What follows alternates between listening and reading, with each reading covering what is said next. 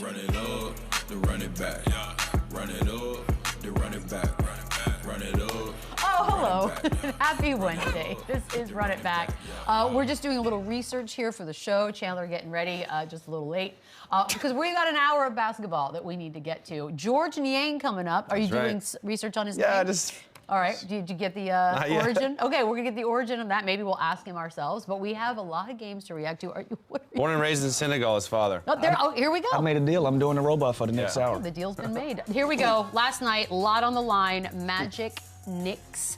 Knicks win! Woohoo! Group A, they beat the Magic 121-106. This one was funny because there were a lot of points at stake in this bad boy. This was funny. Magic do advance as well via the wild card spot. The Wagner brothers combined for 50 points. There was some stuff going on the court there with Cat. All right, 4-0 in the NBA Cup for the Knicks. They'll now host Atlanta, in the knockout round. If they beat the Hawks, they play the winner of the Bucks and the Magic. Are the Knicks the team to beat in the East bracket? Chandler.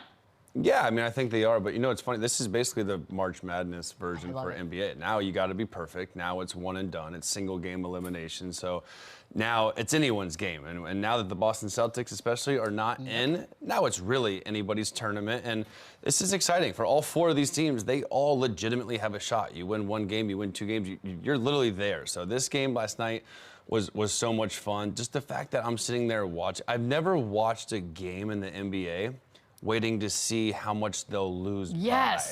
Like, I didn't care. I don't even think the Magic cared to win this game last night. They just couldn't lose by 37.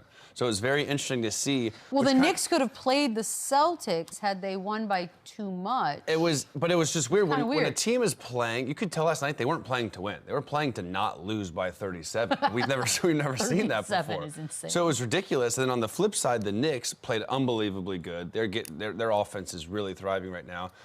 And then I think in the back of their mind, they realize, listen, if we beat these guys by more than 37, they're out and the Boston Celtics are in. So they pull everybody. And it was just, it was just new. We've never seen anything like this. It was a crazy game. It also kind of showed the separation on any given night of a team in the Eastern Conference. The Knicks can literally just go and handle the hottest team in the NBA. They went a little nuts, pretty much 40, so they pulled everybody out. But this was a weird. Yeah, you had the Magic winning that one, didn't you? This was the first.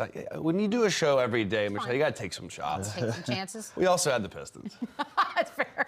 Knicks played really well last night. This was a big win. Put it to the Orlando Magic. But I like the Atlanta Hawks coming out. Oh, here we go. Listen, this is personal for me. You know, just being a fan. I'm gonna put myself in this. I'm gonna insert Lou Will in this. This is part of, this is rivalry, right? We talk about Trae Young and the New York Knicks and their fan base and everything. I was a part of this story. I was a part of this budgeting rivalry. And it's a rivalry. Yeah, so with that, I got to stand down and I got to stay with my home team. I'm going with the Atlanta Hawks. I like the Atlanta Hawks to come out of this group and beat the New York Knicks. Did I say let's talk about the Hawks? It says Knicks win East group. Yeah, who are the Knicks the favorite? No, not to me. You don't Atlanta even think Hawks they're are getting the past favorite. Atlanta. Okay, interesting. No, they're not the favorite to me.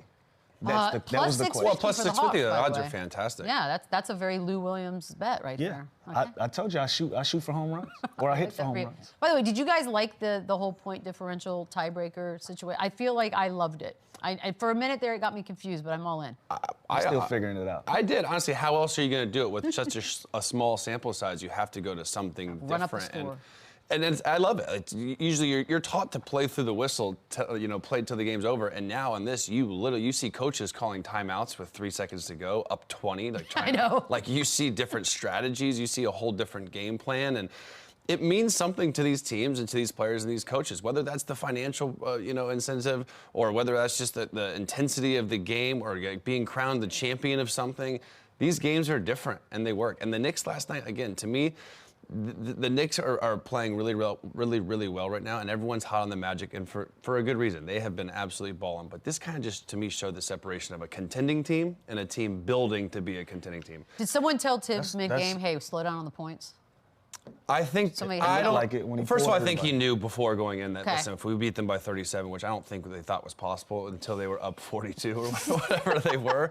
But yeah, I think in the back of his head it says, okay, what's an easier path? And I think they'd rather face these three teams than having that, top dog in the bracket for sure. That's just common sense to me. That's not soft. That's not ducking anybody. It's just Atlanta's not an easy out. It's just reality. I'd rather play all three of those teams than the Boston Celtics. Trae Young is probably so excited about this. Dang it. Best part of the game, though, we mentioned the cat on the floor. There's stuff going on with he and Mo Wagner. A lot of back and forth between these two. This is late in the second. Cat looked like he was absolutely just over it. He stopped and looked at the ref and cashed him out. He stopped and looked at the ref. He really did. Wagner stopped and looked at him, and he just said, all right. That was. Hey, I love that. What's crazy though, it's definitely a foul. Like he bodied the shit out of love that cat. Like, that is in what world is that not a foul? All of a Tough sudden? basketball. That's like probably it. one of the tougher things I've seen. I think New York is starting to rub off on Cat. Yes. You know, he's playing with toughness. As you can see it right there, he's battling through it. He didn't start complaining, crying. Instead, take this fade away. Take this turnaround fade away jumper with you down the court. I love that. Then there's more. There's more. Yeah, this happened a couple of plays later. Nothing like a good double tech, just really to get everybody in the mood here. Just clapping at each other's attack. Yep. 25. That's a $2,500 clap off. Come on, NBA, this is soft. It's Almost like a beginning of a yeah. boxing, like the way he's doing that. That's. Oh, the brothers are united on one side against Cat. Is it worth it? Cat, I'm with you on this one, Cat. Both of the brothers can get it. Fight everybody. Everybody gets it. Can't they just like compete This isn't a- and do this this? isn't- There's nothing physical here. There's love nothing that. disrespectful. I There's no hate that with contact. NBA. Like, Come on. It's not a double tech. Do you think it was more of a, hey, they've been going at it for a while, we're going to squash it now? And just that. I Yes. feel like that's Yeah, all they're that probably was. they're It was probably pretty just trying to keep order in the court because you know when you have that incident, it's going to turn into another incident. Everybody's going to get involved. The referees are going to lose control of the game. But this is great for competition. This is great. This is being competitive. You're in New York City. Allow the fans to be a part of the game again. You know this was nothing. Obviously these guys are competing. It didn't go over the line. The referees got to have some discretion when they see things like this. This ain't worth two ticks. This is another product of the NBA Cup. Like this Absolutely. is playoff basketball, and this is what we want. This is why we made this tournament and gave everyone this kind of atmosphere to create these kind of battles and this kind of physicality. And you give them a double tech for clapping at each other. I think it was just like, to squash it. Come on, I don't think anything was. And you gonna could tell happen. during the game, the announcer's like, "Oh, they got to watch Wagner and Towns." Like even I think it was Reggie Miller. Even he was like, "Hey, they got to watch them. They're getting into it." It's like no, they're just competing. Like, they're just going at each other. I enjoyed it immensely. I loved I hope it. there's more of that as we get further into this Cup deal. Spurs Suns, the other game. Man, Suns beat the Spurs. They're eliminated from the Cup. It was a fun game to watch. Not a great night for Wemby. He had 15, 13, and 7. He had 0 points in the first half. We'll get to him. KD had 13 in 16 minutes, but unfortunately in the second got hurt, so he was out. Booker, 29, 9, and 5. Look, Suns did what they were supposed to do, but they were still eliminated because of the point differential. Kevin Durant, of course, with the ankle injury, leaving the game. That's an expensive cost for this one. Just got back. Lou, the KD injury watch, I don't like it. I hate that we even have to talk about it. How concerned are you? Not very concerned. Hopefully this isn't a serious thing. You know, you get knickknacks during the season. Ankle roll, some other things. Hopefully that's what this is. He'll probably be out a game or two. If that, we don't know the severity of it. I'm waiting to hear that information back. But other than that, they look good. You know, they have the other two guys out of the big three that are still on the floor. They're getting a lot of production from their bench. It looks like this team is starting to find their footing in what they want to accomplish in that Western Conference. So hopefully this is a small issue, not a big issue for Kevin Durant and the Phoenix Suns. More than ever, I feel like just teams now have to almost factor in players missing time. It seems to be a common theme. It's unfortunate. It's unpredictable. But this is just part of this process. This is part of the longevity of a season. It's so long. There's going to be hiccups. There's going to be bumps and bruises where guys miss time. Obviously, you're concerned when it's Kevin Durant, star player. He's getting older in age. The Suns are built to win a championship this year with him. So obviously, that's where the concern comes. Brad Beal's been banged up with his own injuries, but this team, when they play together like this and when they're healthy, they are a tough team to beat. We always know how good their offense is. They addressed every weakness they had this offseason. They added some size. They added 2 point guards. Tyus Jones has been unbelievable for them, just kind of setting up when they do get to that half court, allowing Devin Booker to play off the ball and be that natural scoring two guard that he's been his whole career, where he's been very, very good at doing.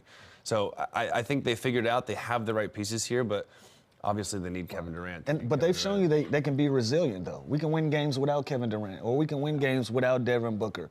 Now that they have that depth and they're getting that production from these other guys and they're playing team basketball, they're showing you we can weather some of these storms. You know, even if Kevin Durant is going to be out for an extended period of time, you still got a worthy team that can win you a lot of basketball It's just games. such a it's anticlimactic because it's like we just want to see this team full strength. absolutely. Did we hit this parlay? Was anyone right on the parlay?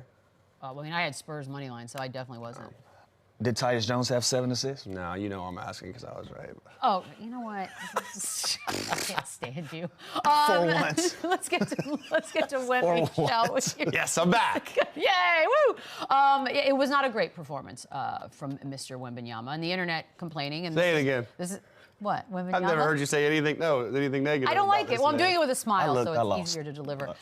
He's 7-3 and he went 1 for 9 from 3. And I know NBA radio is going to have a field day with that today. He shot only 2 free throws. He's 7-3. Take it away, Chandler. I know he's 7-5. Again, are you knocking this kid because he's just adapting and adjusting to what the NBA is? We've had the same concerns with Jason Tatum and the Celtics shooting too many threes. We've had the same concerns with Anthony Edwards. We have a league-wide concern. Yeah, this is just a product of three-point shooting, and this is what the NBA has become. They play at a fast pace. Now, when you look at a guy like him and his size, would you like to see him be more dominant down low and kind of get to the free throw line more? Yes, but he's a capable shooter. He can obviously stretch the floor. The way he plays in two-man game and pick and roll and pick and pop. Also, his body type, he's not like this banging 5-man. Like, he's a more skillful Kevin Durant. We've never really seen someone like him. Never. So this is what he does. He can do everything on the court. And again, you never want to see him settle and take these early shot clock bad threes, but you could tell he was frustrated. Yeah, but also, do you know how frustrating it is for him to be who he is, getting guarded the way he's guarded on this team? Like, it's not going to be easy. You play the Spurs right now, Lou, tonight. What is your game plan? Like, what are you going to? You were going to make it miserable for Wemby. Now, I've been super critical of where the NBA is going with so many threes. Teams shooting 40 to 50 threes a night. However, I just watched 4 straight clips. It wasn't a guy 5 feet within him. He's at the three-point line. You got to take what the defense gives you sometimes. So him having 9 3-pointers on average, I'm not in love with that. I would like for him to use his size, put the ball on the ground more. But even then, you still got to guard the guy. If you're not going to guard me, I'm going to shoot wide open shots. And last night it just happened to be 3-pointers. And I think teams are going to make him make those shots. You're going to have to show me you can make those at a 40, 45, 50% clip before we actually get out there. But then once you get out there and you guard him, that's when he's super dangerous, when he's so long, he's so athletic, he's got a good handle. That's when he's at his best. So once he proves that he can make these shots on a consistent, at a high clip level, then I don't know what's going to happen. And he's had better night. I'm telling you, he was so 0 points in the first half. You could tell he kept shooting. He finally hits that first 3, I think, on the 8th attempt. And it was just like he was angry. He was just angry at himself that night. So it was a tough one. Chalk this up as a bad night behind the line because, again, these are wide open shots. The worst thing you can do for your offense is to pass up wide open shots. And this is your best player. If your best player is going to be wide open, he has to take those shots. If he can turn 1 from 9 into a 4 from 9, that's a pretty good night at the line. He's also shooting 34% from the 3, which is not horrible. I think those numbers are going to go up, especially if he's getting looks like he got last night. The problem is he is an 86% free throw shooter. So those are free points that he's not allowing himself to get by just not being aggressive, not going downhill more. I'd like to see him mix it up and balance it a little bit more, but like Lou said, the way they're guarding him, when he gets an open look like that, those are go for it. Those are alone in the gym jumpers that he practices all day long. Like, he's got to take those. And shout out Devin Vassell, because the end of this game, he did his damnedest to get him back in it with 3 after 3 after 3. Just wasn't enough time left. Good try, guys. Dang. All right, Grizzlies, Mavericks. Mavericks back. The NBA Cup wild card, 121-116. Luka with 37-12, 4 assists, 4 steals. Ja Morant had 31 points. Look, Mavs were down by 15 in the fourth quarter in this one. They obviously came back to get the W. 44 free throws. Dear God, 26 of those came in the final period. Grizzlies only had 14. Memphis coach Taylor Jenkins was very aware of this discrepancy. Here he is. Yeah, I understand there was probably some ticky-tack ones in the bonus that, we could have been better for sure, but I don't know how in an NBA Cup game you have that big of a disparity. So I'm going to be careful with my words and stuff, but I hope it's very clear. In an NBA Cup game, I don't know how you have a team shoot 30 more free throws. Shout out the NBA Cup. Yeah, like he's emphasizing. I love that. Like they should be officiated differently. Again, Coach, I'll tell you how you can have that much of a discrepancy. You guys were a jump shooting team last night. Y'all had Y'all had 97 shots, 40 of them were three-pointers. That's not an aggressive style of play. You look at the Mavericks. They're attacking downhill. They have a lot of threats. They're playing. Jason Kidd is putting these guys in a position you either got to choose for us to kick out to these open corners or you got to guard this roller. They're putting teams in a position to have to guard them at the rim, and they're playing a more aggressive style of basketball. The Memphis Grizzlies got to do the same thing. They got to get back to that style of play where they're grit and grind. They got to be a grit and grind basketball team. A lot of jump shots were shot last night. They made a lot of jump shots, but that's how you have that disparity, playing behind the line and being a jump shooting basketball team. And everyone knows there's certain players that have mastered getting fouled, and Luka is one of those. James Harden kind of started this whole thing years ago. Joel Embiid, like they have mastered that talent on the court to get to the free throw line. So there's different ways around it. You know, in the scouting report ways, you keep your hand up, you do not reach. Like there's certain ways that you could not put them to the free throw line. Because again, last night they did. Most of these were fouls. But to Dallas's credit, they put their head down. They went downhill. They were the aggressor, and usually that's who gets the foul call in an NBA game. But watching Dallas last night, all year long, I've talked about how good Clay is going to be, how good is Kyrie and Luka, but we need one of those other guards to step up. Spencer Dinwiddie. Finally, last night, he hits 2 huge threes at the end of the game. He gives them 16 points. Like, that is the version of that guard, that scoring guard off the bench that they need. To be consistent. But it's got to be him. It's got to be because it was last night. Hardy and Clay were Clay struggled last night. He was 1 of 5 from the field. He only played 20 minutes, but that's why they brought in a Spencer Dinwiddie. That's why Jaden Hardy is there. That's why Grimes came over in a trade. So they do have other pieces to pick up the slack when one of these guards are having an off night, and Spencer Dinwiddie did it last night. And this place was rocking. This game was more intense than a playoff. I'm telling you, the atmosphere was awesome. I completely bought in. We've got to take a look around the league at some of the headlines. This first one's not a great headline. It's Pelicans. They're 1-15 in their last 16 games. We now know, of course, that Zion's not coming back anytime soon. Brandon Ingram has missed the last 5 games. Lou, I don't know what kind of a future you're envisioning here in New Orleans. It's probably going to be one without Zion Williams and Brandon Ingram. It's going to be Cooper Flag. Right. That's going to be Cooper Flag in that future. It's one thing to have injuries. It's another thing to be 1-15 over your last 16. And now these reports are starting to come out. Like, you can see that we're going to throw the blame at Zion. Like, of course. You hear the narratives. You know, he's not in shape, this and that, the tattoo. At this point, it's time for a restart. Maybe it's an opportunity for him to go somewhere else, get into a team that's going to value him, that's going to make sure that he stays healthy on the floor. But, you know, as far as the New Orleans Pelicans are concerned, this looks like they're going to be part of the sweepstakes for a Cooper Flag or one of these other young guys in the draft. And I think the frustration does come from Zion just because the years of missing time and the injuries that have kind of added up. But look at their team. They've been plagued with injuries since day one. DeJounte's played 5 games. Murphy's played 9 games. CJ's played 9 games.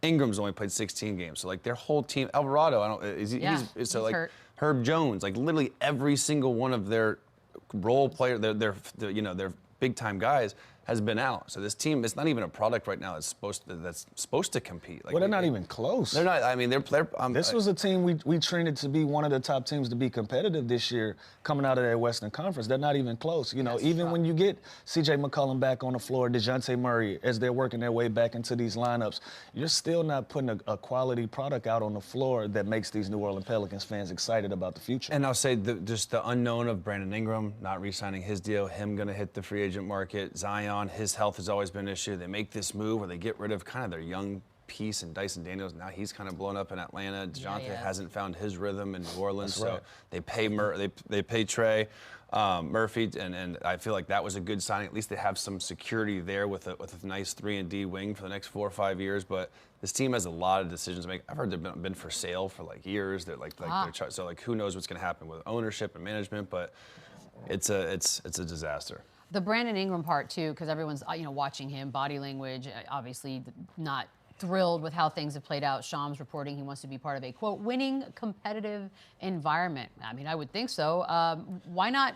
Are we going to move him this season while you can get something? You should. You absolutely should. And kudos to Brandon Ingram, right? He's one of these guys that's always been business as usual. He doesn't make a lot of headlines with the things that he says. Outside of his play on the basketball floor, he's been a professional. He stayed down. He hasn't given these guys anything to criticize him about besides being unhealthy.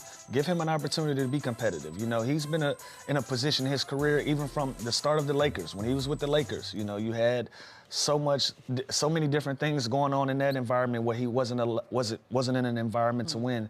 Now you go over to New Orleans, still not in an environment to win because of injuries and all of these things. Give him an opportunity to get his career from point A to point B, where we can respect him as one of the stars of the league. He's one of these guys that, as talented as he is, he's got to find a way to fit though as well. Like you could agree, like he was a better, more talented basketball player than Kuzma, right? When he was on the Lakers, Absolutely. They got rid of him and kept Kuzma because he was a better fit, system-wise, team-wise. Doesn't mean he's better or less talented. Brandon Ingram is unbelievably talented. The way he can score, his height, his size, his handle. So, as good as he is, he does need to go somewhere where in that system, that offense, he can kind of do his thing. There's going to be a lot of options because a lot of teams are going to want him. He's young enough. He's in his prime. And again, like Lou said, he's been professional. He's been he's just been a little banged up this year and hasn't been in the rotation and in another lineup. But again, he's as good as he is. He's got to have the right fit. He's got to have the right system. I think he just has to be healthy. When he's on the floor, he's a baller. And I think that was New Orleans. If New Orleans is healthy, dude, like last year, they were so good when they were rolling. We were talking Willie Green, Coach of the Year, like. They've just been plagued with injuries, and it's unfortunate. Somebody put a curse on the Pelicans. All right, we got to take a quick break. When we come back, did you get the origin? All right, Georges Niang joins the show. Chandler will work on it. There he is. Hey, or hey. Run it back, run it back. We got a Georges Niang nails the three. Niang fired. He's got another. What we was got that? going here? What's that? G? Oh, there he is. There. Okay. Georges Niang is here. By the way, I heard that the nickname has been upgraded to G-Wagon. G-Wagon. True or false? That's facts, because the last time I got on here, you were tearing me apart with my nickname. The minivan, what do you call it? The bus driver? I just take what the internet gives me. That's all I can do here. Before I throw it over to G-Wagon is way. G-Wagon is much better. I got no we love complaints. that. Yeah. We do love that. We can live with that. Sweet, sweet ride. Chandler, I'm throwing it over to him in 1 second. Before I do, though, he ended the show yesterday when we teased you'd be on today, saying you guys have had some heated arguments recently. What has this been about? There's been some talk. I don't know. There's been some talk this summer about the Cavaliers, Chandler. I have a confession. I have a confession. We were sitting around a round table at a wedding this summer, and there were drinks had. Sure. And there was an argument. There was a bunch of NBA players there, and there was debate came up of who's going to have a better year, who's going to be a higher seed in the playoffs, the Cavs or the Pacers. And to my fault, I rode with the Pacers to the. Why? They teased me last year, and I was. You know what, Jorge? He just likes to argue. I was wrong. By the way, I wasn't the only one. Wait, was there a Pacer present? A very good Pacer present. Now this makes sense. And we're not going to throw any shade at him. No. But, Chandler was not riding on the Cavalier bandwagon whatsoever. So I wasn't. And I just wanted to apologize to you. Listen, I was wrong. You guys are 19-3. Damn. You started off the season. Listen, it's safe to say we didn't expect a 15-0 start. That was an outrageous start. Second best start in the NBA history. What was that like, G? Like were guys getting superstitious? Were guys talking about it? We're like what? Because that's a hell of a ride. Yeah, I mean, at some point it starts to become exhausting, right? Because, you go from being the hunter to the hunted, and now you're getting everybody's, so-called best shot because they wanted to be that team. And then you're also realizing, like, damn, the ebbs and flows and the ups and downs of a season. You're like, we don't want the highlight of our season to be that we're 15-0. We kind of want to, pace ourselves and make sure that, we're playing our best basketball at the end of the year. But it was an exciting start, especially, having a new coach coming in and getting off to a start like that. And we've kind of built our MO as just trying to get a little better each day, as cliche and silly as that sounds. By the way, G, I'm a big JB Bickerstaff guy, and you guys made the change to Kenny Atkinson, and he's obviously done a phenomenal job. Now, again, not shitting on JB Bickerstaff for what he did, but like what's been different? Like how does that, is it just you needed a fresh face? Is this a different style? Like what's been the biggest change? Because you guys obviously had a pretty good year last year, but now to be 19-3, top of the East, everyone talks about the Celtics. You guys are in first place and you've dominated, first ladder of the season. Yeah, I think the biggest thing with Kenny, is what he's done is come in and have a team that, obviously is playoff built, but, come in and tweak some things that, he felt that we needed, on the offensive end, which have allowed us to play faster, You know, obviously our depth is one of our strengths, and using every single one of our guys and continue to instill confidence in guys and empower them. And, you know, I think, you know, having roles in the NBA is kind of like a thing. So appreciating guys for being superstars in their roles. Not every guy is going to be a 20-point scorer, and then kind of fixing the dynamic between, you know, Donovan and Darius. Not saying that there was ever like an issue, but obviously like making sure that, you know, they can continue to play off each other and help this team go as far as it can. Is he still running the practices like a player development guy? Like he gets his hands dirty during practice. He'll run out, set screens, make passes. He's doing the Mike Brown. He'll run from court to court. Run around. Yeah. Is he still is he active in practice still? Oh yeah, he's running out there, contesting shots, passing the ball, taking charges. Man, you would have thought he was a video room guy if you didn't know he was the head coach. That's hilarious. NBA Cup, obviously you guys, the game last night didn't mean anything. You guys had already been eliminated. It's Wizards, 31-point win. How pissed are we as a team? A, you're not going to get to play for this cup. B, you miss out on Vegas. Like, where are we on? With us, by the way. With us. We will be there. I mean, which is the selling point. Where are we on the bummed levels? I would say I'm pretty pissed off considering I'm missing out on Vegas, the cup, and actually the first thing, the bonus that you get for making it up there. That would have allowed me to, you know, spend another summer trying to keep up with Chandler, hanging out at all the places he hangs out at. So I would say pretty bummed. So the Wizards, they haven't won a game since October 30th. Yikes. Jeez. Jesus. Be honest, was there any talk before the game like, yo, we can't be that team. Let's lock in. Let's not be that team. No, Kuzma already said that once. And ain't no fun when the Raven has the gun. We were not saying that, but it didn't help that you were all on air talking about blow it up. Hey, Lou, what you atomic bombing. Yeah, I'm like, this is not good because they might come out with a ton of energy and, you know, on a Monday night in Cleveland, you know, anything can happen. So I was just like, we wanted to avoid that. But I think the biggest thing is, like, we get back to talking about Kenny, is he's done a great job of just kind of implementing real into our locker room, where it's like, this is a maturity game, fellas. Like, how mature are you to have a mature approach to go out there and not take this team lightly and make it about us and our habits and playing hard, and the rest will take care of itself. And he's done a great job of that throughout, you know, our season, and it's allowed us to, you know, not fall too many times on these types of games. Absolutely. And we just talked about Vegas and everything that the NBA Cup has done. Are you all in on the NBA Cup? Is there anything you would change? You know, because some of the courts, it takes some getting used to. You know, you got the Boston Green court that's a little hard on the eyes. That's yeah, that's tough. But it's a little trippy. Are you all in on this experience, and what would you change about it?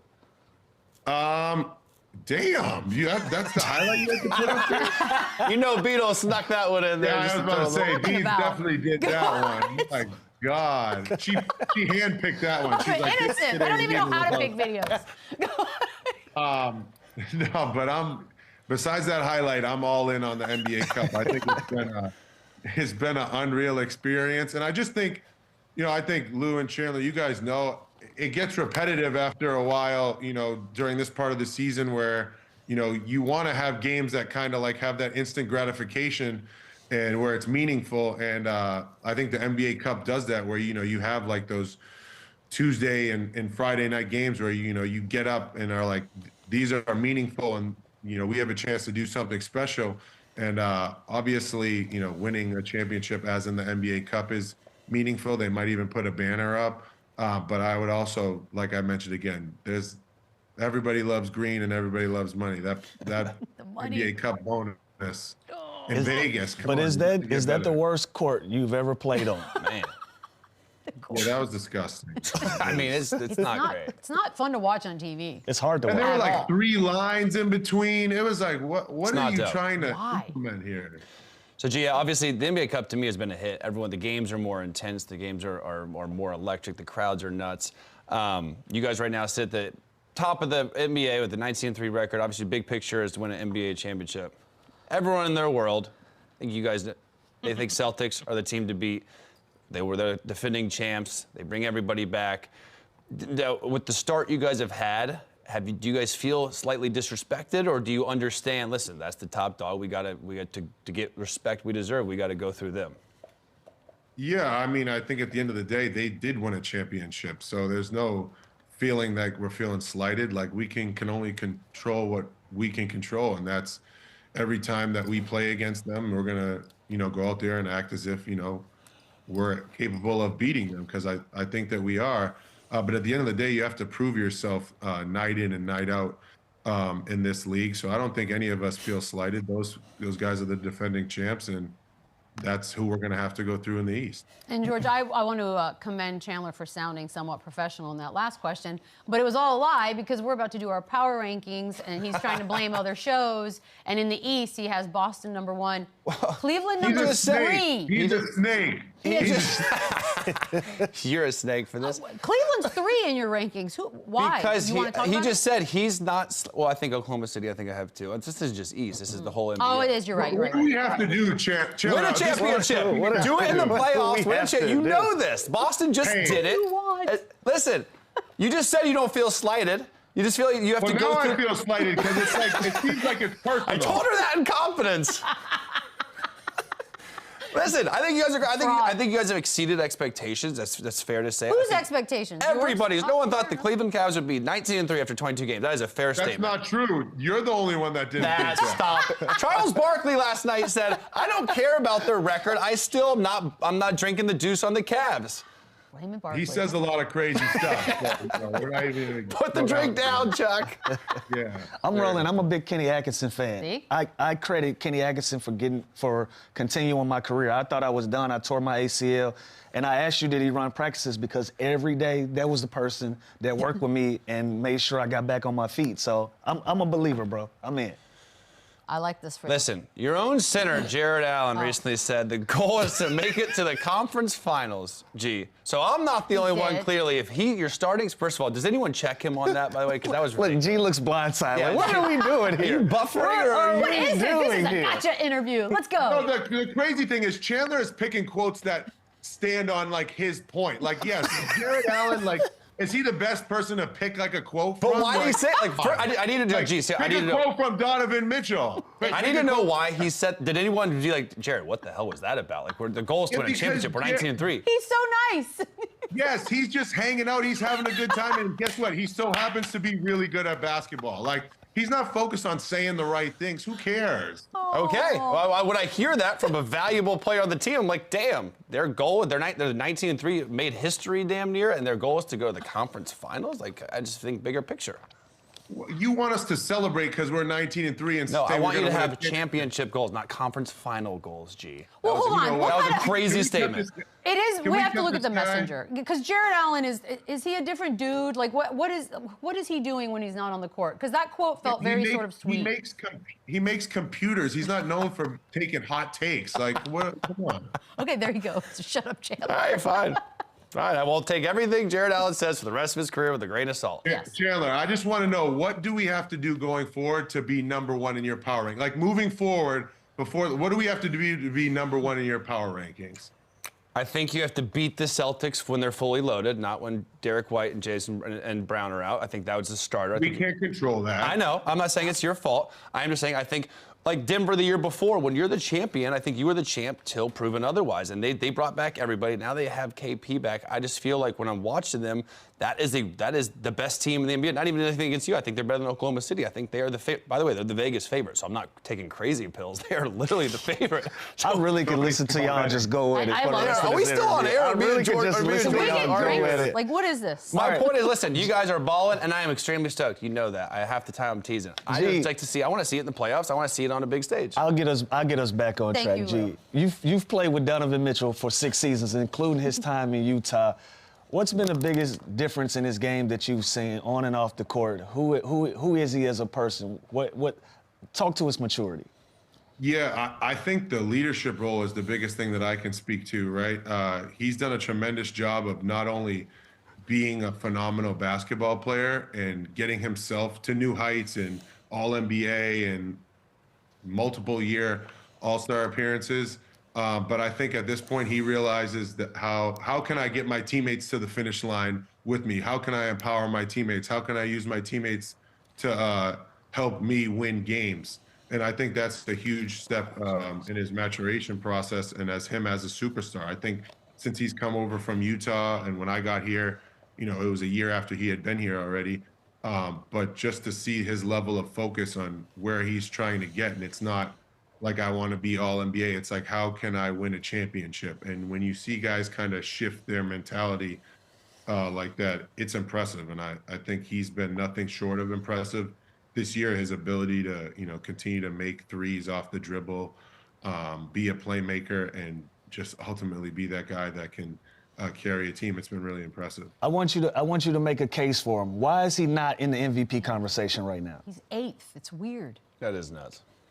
I think because we actually have, other guys that are stepping up alongside him. Like you look at the evolution of, Darius Garland and his improvements and Evan Mobley. And I think people aren't giving him enough credit just because he's had some help along the way. But at the same time, I don't think he essentially really cares. Because if he continues to play like this, I mean, you have to bring him up in those rankings. I mean, the numbers that he's putting up are, I would say, pretty impressive, and the percentages that he's shooting, those are MVP numbers, I think. We had this argument yesterday too. It's like, what goes into the voting? Is it stats? Is it winning? Everything. Is it because if you do both, then he should be #1 right now. The best record. He's putting up crazy numbers. Like so, to me, the voting is all doesn't make sense. Yeah, it's stupid. Neither does your power rankings, but we'll talk about something. I think I'll boost him in my power rankings. G, let me ask you a question. Utah, Cleveland, where do you rather go out? What's a better spot to go out? What is happening right now? Why? What? We're gonna lose Chandler. Oh my God. Crazy. Stay inside. You know what? Cleveland all day. I'm taking Cleveland every day of the week. He lives in Cleveland. Why would he even think about going against that? LeBron was once here. This was LeBron had this place popping, so it hasn't died ever since. Best he could. It hasn't died at all ever since? Nope, not one bit. Stay safe. Go on. Stay safe. Yeah, why are you? Listen, you guys G. are trying to torture me, man. It gets better. I'm gonna give you some flowers here, G. You've played all 82 games last season. You've yet to miss a game this season, which is, by the way, for a guy who missed, majority of my games in my career, that is extremely impressive. What's the secret? They call you minivan and G-Wagon, yet you're on the floor every single game. How do you do it? I've learned at my ripe age of 31 that if you continue to move slow, it really hinders the probability of you getting injured. So I've just been, moving at my own pace. These athletes out here, these young kids, they're jumping high, sprinting around. Like, that ain't going to keep you playing games. I was told the best ability is availability. So I'm going to keep on moving at my pace and playing as many games as I can. They don't pay me to sit. That's for damn sure. So, G, the 3 current NBA players with the most wins in the last decade. Jason Tatum, 2nd. Jokic, 3rd. Georges Niang, #1. The guy wins, the guy's available, so you know what? Let's go. Cavs and Georges Niang to the goddamn Wait, you moon. gave us no secrets, though. Do you do, like, the ice baths? I mean, I kind of want to know, like, daily. Yeah, I mean, I have a routine of, obviously, I think right after the game, I'm icing my knees, my feet are in an ice bucket, I ice bath and sauna, all those other things. That, kind of keep your body healthy. I think the one thing that I've continued to try and work on is the eating part. Why are you smiling when you say that? It's not like I have a video of you at a wedding or anything eating like an absolute house. I would never do that. What is wrong with y'all? What is a wedding? What is wrong with y'all? Let me live my life, man. Hey, Lou, if it wasn't for you, shouting out Magic City's, wings, I wouldn't have had those on Thanksgiving. You enabled him, bro. You enabled him. Shout out to the city. I can get you a pack. Shout out to Gold Belly. I can get it right there. Hey, man, they should be giving you royalties, man, because... Oh, I'm fine. I'm good. I'm good. There's something going on there already. Chandler, do you want to say goodbye since you've roasted it for an entire 15 minutes? Gee, this is awesome. Just keep playing every game, stay healthy, and Cavs... Woohoo! the moon, Keep baby. rolling. Go Keep Cavs. rolling. Saying that. Keep Thanks, saying that. thanks, Appreciate you guys George. having me on. Sorry. Appreciate it, G. We'll be right back. Oh, we teased it. Power rankings. Chandler is going to get this bad boy kicked off. Take it away. Okay, you know what? Surprisingly, I do have 4 Eastern Conference teams Surprisingly, yeah, that's pretty good. in 40%. my top 10. And again, my rankings are based on right now and what I see in the future. Okay. Coming in at number 10, Phoenix Suns. I think their potential is extremely high. Kevin Durant has got to be healthy. Bradley Beal has got to be healthy. But this team, to me, is a real contending for a championship team if they're fully loaded. So I have them at number 10. Number 9, the Clippers. They've been the real surprise for me. James Harden still playing at an elite level. Norman Powell went from 6th man to, all-star possibly. Like, he is straight balling. Got them at number 9. This number 8 was tough for me last night. To be fair, I had them and the Knicks switched, and then I just couldn't have them after losing by 40 last night to the Knicks. But they're missing their best player. They won 12 of 13 games without him. Franz Wagner, they found something with him being an absolute stud. They're only going to get better when Paolo comes back. I can see them rise in the rankings. Got them 8. Number 7, Memphis Grizzlies. Look at that. Healthy, loaded. Bane back, Smart is back, John Morant, absolutely electric. I got them at number 7. They're one of my teams that's sneaky that a lot of teams are not going to want to play them in the playoffs come postseason time, so I got them at 7.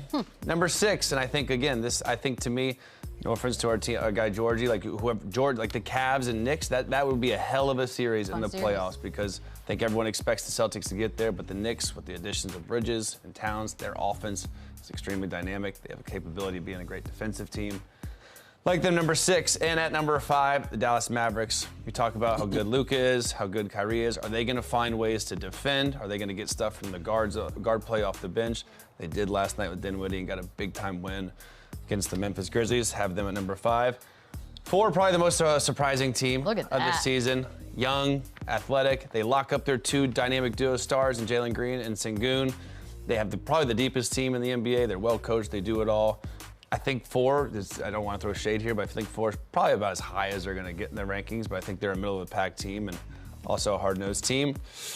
Number 3, the Georges Niang Cleveland Cavaliers. They're the hottest team in the NBA. They're 19-3. They have the best record. I understand that. The 2 teams above them, I just think, are more poised and ready to win a championship right now. But the Cavs are tremendous. They That's defend. crazy to me that you think OKC is more poised to win a championship. Right now, if the Cavs and the Thunder played in a series, who would you take? Cavs. You would take. No, you wouldn't. Yes, I would. No, you wouldn't. You know what? Ask Lou. Okay, maybe I will. We'll see his rankings. Maybe they're different. Cavs number 3. And they are. Number 2. Got it. Number 2, the Thunder. I think this is the best team in the West. They have it all. They have the best setup now for the present. They have the best setup now in the future. They need to get Chet back. They got Hartenstein now in the rotation, so he helps a lot.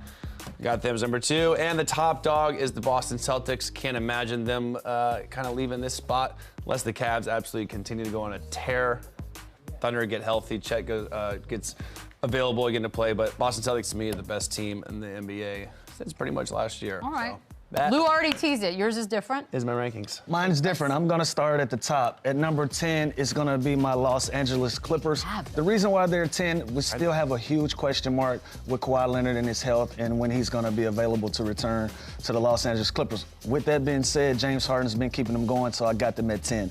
Number 9 is the Phoenix Suns. I have a similar issue with them and their health. Kevin Durant going out, some inconsistencies even though they're playing good basketball, but I still got them at number 9. Number 8, let's go with the Memphis Grizzlies. With Ja Morant being back, they're playing good basketball, but I think there's still other teams out there that's playing even better than those guys, so I land them at number 8. Number 7 are the Milwaukee Bucks. Let's remember how this season started to where they got. We hadn't criticized them in over 3 weeks. They're playing really good basketball. They're back in business. Which is hard to do when you have a show every Which is hard to do. So shout out to the Milwaukee Bucks. I got them landed at number 7. Number 6 is going to be the Houston Rockets for me. Ime Udoka has this team playing a really good brand of basketball, but I'm not all the way sold. The wheels can fall off of this thing at any given moment. I got to see them play more consistently, but they're right outside the top 5 at number 6. Number 5 for me is going to be the Orlando Magic. I like this team a lot. I'm just not sold, too young. This is more of a future team for me than a right now team, so I got them at 5. Number 4, give me the New York Knicks. This team is poised to make some really big noise in the playoffs. They're built to win right now, but I just think it's 3 other teams that's playing better than right now. So give me the Knicks at number 4. Number 3 is going to be the OKC Thunder for me, Oklahoma City Thunder. This team is playing well. I think they have real championship aspirations. I think they are in that conversation. But number 2, I got to go with the team that's hot.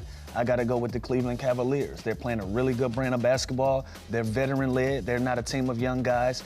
I think if they had to clash right now with the Oklahoma City Thunder, I would give them the edge based on leadership. And why are you looking like that? Because that was the question that needed to be asked. But I would give them the edge just based on the team that they have and how they're built and the leadership and their coach and Kenny Atkinson. And at number 1 is going to be the well-oiled machine, the Boston Celtics, the defending champions. It doesn't look like they've lost a step. It looks like they've actually gotten better with the emergence of Peyton Pritchard, having Porzingis back on the floor, and everybody else that you expect to be successful are doing their part. The Drew Holidays, the Al Horfords, obviously the Jason Tatum and the Jaylen Browns, they're doing their thing, so that's my top 10. No one's stopping them. You know what's interesting is we talk about how bad the East is. Look at that. 4 of 5 I know. top teams in the NBA are the East on your rankings here. So very and by the way, we had the same 10 teams. It's Besides, just, I didn't have the Bucks. The and you West is didn't so have the inconsistent Mavs. right So now, man. pretty- The West is all over the place. You know, they're playing a lot of good basketball out West, but the East just looks like they're trying to swing this thing back their direction with how dominant they've been playing. Top of the East is... Yeah, I also just think the West is deeper. You know what I mean? Like, the West has more good teams. The teams in the East and the bottom are bad. Yeah, the I teams in agree with that. You know what I mean? All right, we'll take a quick break. When we come back, we'll preview and wrap things up on Run It Back. We got a preview. Oh, look at this. Lakers down in Miami, 7:30 on NBA TV. Anthony Davis, as we remember, only had the 12 points in the last game against the T-Wolves. He's been under 20 points in 3 of his last 4 games. Where are we looking for AD tonight, Lou? Down South Reach. I think AD has a big night. All right. Yeah, because Miami has this Last thing. night or tonight? Yeah, I know, right? Well, you know how Miami works. If you play in Miami, 9 times out of 10, you're probably going to stay over. So you'll make a deal. Listen, let's lock in for a little while. Let's go win this basketball game. Let's earn our good time. I got AD having a big night down in Miami. I like that theory. Yeah, I think so too, especially coming off a little bit of a stinker last game, going against Bam, who he competed with, all summer long in Team USA. The Heat, 2-point favorites. It's interesting. know. Neither of them That's played just- last night. Miami, obviously, you would expect some of the Lakers. A little wonky. Had a good time last night, but listen, both these teams need this win. I think I would take the Heat at home tonight, which is crazy to say. Would you take this AD parlay if I just said, hey, it's plus 220 if you put together all these little numbers, record 20 or more 12. points, Yeah. 4 more rebounds, 4 assists? The 4 assists is where it's going to I get like shaky. it. I like it a Like lot. we're in? I don't like the 4 assists. There's point guards that start on teams that don't average 4 assists. So to think AD is going to go out there and get that, like that's just something everybody does. I don't see it. Do you like it? It's plus 220 is not enough for me to get real. Lou and I'm like plus 10,000 or I'm not really doing it. Yeah, that's how we gamble. That's how we do this. We go big or we go home. Who needs this win more? Lakers for sure. Yeah, they both. I mean, they both need it. The Lakers obviously have been struggling a little bit. I'd like to see LeBron have a big game back in Miami. Right, kind right. of stop all the noise about Father Time, so I can see him also coming out extremely aggressive. But the Heat are struggling, man. Jimmy's been in and out. Bam has been struggling, career lows. Tyler Hero's been the only bright spot. We're going off air. Cutting you off. That's going to do it for us today. Bobby Portis. And Georges Niang tomorrow. He was on everything. Run it back, yeah. Run it up, run it back, run it up, run it back.